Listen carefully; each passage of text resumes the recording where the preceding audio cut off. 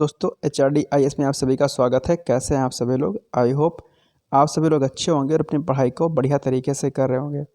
देखिए, आज UP PCS mains result 2023 आज आउट हो गया। देर शाम को आज उत्तर प्रदेश लोक सेवा आयोग ने जो है रिजल्ट को आउट कर दिया है। और जैसा कि आप सभी लोगों को पता होगा कि 22 तारीख जो डेट थी एक्सपेक्टेड थी रिजल्ट आउट होने की, और उसी डेट पर जो है आपका रिजल्ट आज आउट कर दिया गया है।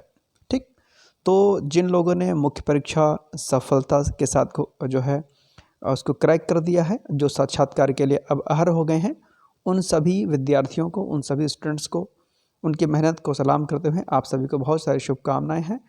और जिन्होंने मेंस की परीक्षा नहीं क्रैक कर पाए, यानी कि जो साक्षात्कार के लिए जो अहर नहीं है, उनके जज्बे को भी उतना ही सलाम जितना कि साक्षात्कार वाले लोग जो हैं वो देंगे एग्ज़ाम।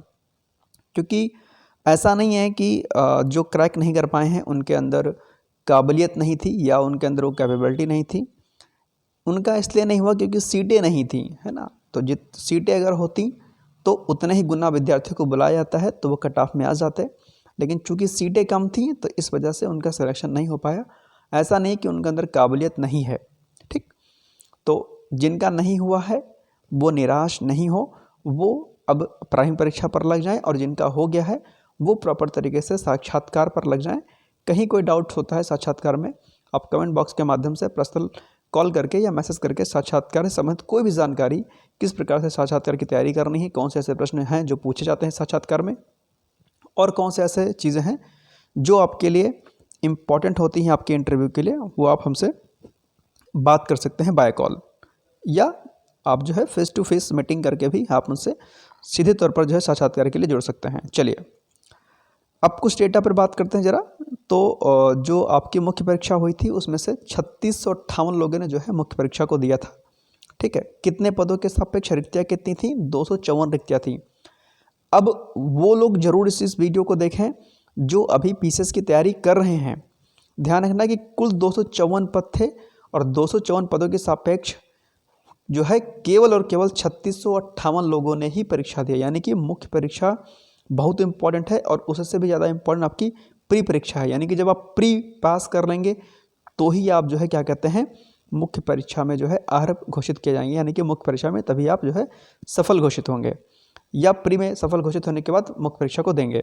ठीक, ये हो गया एक बात। दूसरी बात कि अभी जो रिजल्ट आया हुआ है इसमें 6 प्रकार के पद इस प्रकार के थे जिसमें इंटरव्यू नहीं था। जो नॉन इंटरव्यू वाली पोस्ट थी, उन नॉन इंटरव्यू वाली पोस्टों के लिए 104 रिक्तियां जो है अभी छोड़ दी गई हैं। यानी कि इन पर रिजल्ट अभी नहीं आया है। इनका रिजल्ट जो है, फाइनल रिजल्ट जो है जब आपका आएगा टोटल, तब दिया जाएगा इन 104 रिक्तों पर, क्योंकि इनमें इंटरव्यू नहीं है। तो जब इंटरव्यू है ही नहीं तो फिर इनका रिजल्ट जो है साथ में घोषित किया जाएगा। ठीक, चलिए अब तीसरी बात देखते हैं कि 150 जो रिक्तियाँ बची हैं, ठीक है, इन 150 रिक्तियों में से 451 लोगों को मात्र मुख्य परीक्षा में यानी कि साक्षात्कार के लिए यानी कि इंटरव्यू के लिए सफल घोषित किया गया है। यानी कि टोटल 451 स्टूडेंट्स ने मेंस परीक्षा को क्रैक किया है, मुख्य परीक्षा में वो अहर घोषित किए गए हैं। अब इतने लोग जो है 451 लोग क्या करेंगे, जो है आपके इंटरव्यू को देंगे, और उनमें से जो है 150 लोगों को जो है सफल घोषित किया जाएगा। बाकी प्लस जो 104 लोग जो रह गए हैं उनका रिजल्ट साथ में भी दिया जाएगा उनका। ठीक, तो अब कहने का मतलब बस इतना है कि ध्यान रखिएगा कि ये जो पीसीएस की परीक्षा है बहुत टफ है, इतना आसान नहीं जितना आप लोग आसान समझते हैं। इसीलिए मैं बार बार कहता हूँ कि प्री के साथ में जो है मुख्य परीक्षा की तैयारी करें, यानी मेंस की तैयारी करें, और जब 3 से 4 महीना जब रह जाए आपकी प्री की परीक्षा को लेकर के, तब आप सिर्फ और सिर्फ जो है प्री ओरिएंटेड एग्ज़ाम की तैयारी करें। बाकी 12 महीने होते हैं, 12 महीने में से आपको जो है क्या करना है, 8 महीने आपको मुख्य परीक्षा की तैयारी करनी है, और 4 महीने यानी कि 3 से 4 महीने आपको तैयारी करनी है किसकी, प्री परीक्षा की। ठीक, ध्यान रखिएगा, ये चीज़ आपको विशेष तौर पर ध्यान देनी है। 1 साल का पूरा आपका क्या होना चाहिए, टारगेट होना चाहिए। ठीक है, 1 साल का, जिसमें से मैंने क्या बताया, 8 महीने प्री प्लस मेंस की तैयारी होनी चाहिए, साथ में इंटीग्रेटेड। ठीक, या यूँ कह लीजिए मुख्य परीक्षा की तैयारी, और अंतिम जो 4 महीने, 3 से 4 महीने होने चाहिए आपके, ठीक, वो होने चाहिए आपके केवल और केवल प्री के लिए। तो जो विद्यार्थी तैयारी कर रहे हैं ठीक, पीसीएस की उन लोगों से मेरी रिक्वेस्ट है कि पहले तो आप लोग चैनल को प्लीज़ सब्सक्राइब कर दें। आपको यहाँ से एग्जैक्ट सही और सटीक जानकारी दी जाती है, आपकी तैयारी पूरी तरीके से कराई जाती है, सही रूप से कराई जाती है। मुख्य परीक्षा की तैयारी आपको कराई जाएगी, अप्रैल माह से कोर्स लॉन्च किया जाएगा। आप सभी लोग से रिक्वेस्ट है कि आप लोग प्लीज़ बैच को ज्वाइन करिएगा। मुख्य परीक्षा बहुत टफ होती है और यदि आपके अंदर लिखने की शैली नहीं है, यदि आपको लिखना नहीं आता है, क्योंकि 20 क्वेश्चन आपको जो है लिखना होगा, टू द पॉइंट लिखना होगा एक पेपर में, फिर उसी दिन जो है आपका दूसरा पेपर होगा और उसमें 20 क्वेश्चन फिर से लिखना पड़ेगा। 3-4 दिन का आपका 4 दिन का आपका पेपर होगा। यदि आपकी राइटिंग स्किल अच्छी नहीं होगी तो आप मुख्य परीक्षा नहीं जो है क्रैक कर पाएंगे। आप पूरे प्रश्न ही नहीं कर पाएंगे, 20 प्रश्न ही आप नहीं कर पाएंगे। सही लिखना और गलत लिखना तो बात की बात हो गई। ठीक, तो ये चीज़ें आपको ध्यान रखनी है कि अगर आप लोग पीसीएस की तैयारी कर रहे हैं, आप लोगों से रिक्वेस्ट है कि बहुत मेहनत करें। ये परीक्षा इतनी आसान नहीं जितना आप लोग समझते हैं।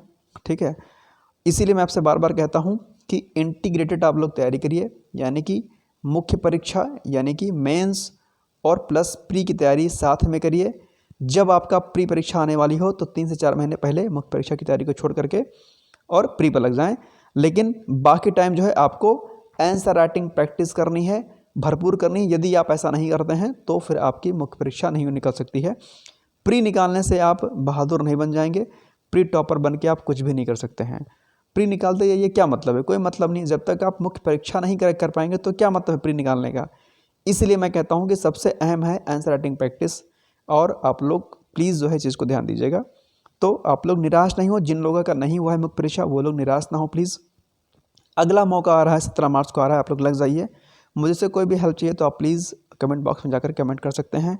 और जो नए स्टूडेंट्स हैं उनसे मेरी बस यही रिक्वेस्ट है कि प्लीज़ आप लोग मेहनत करें। यदि आपका सपना एसडीएम का है या किसी अन्य पोस्टों का है तो आप लोग जी तोड़ मेहनत करिए, ज़बरदस्त मेहनत करिए, तो ही कुछ हासिल हो पाएगा, अन्यथा कुछ नहीं होगा।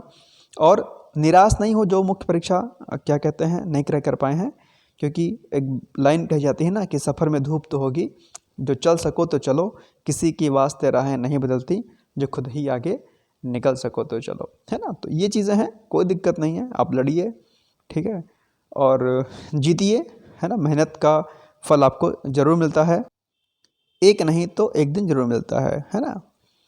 तो इस तरीके से आप लोग तैयारी को करिए, परेशान नहीं हुई है, ठीक है। उन गलतियों को एहसास आपको हो गया होगा।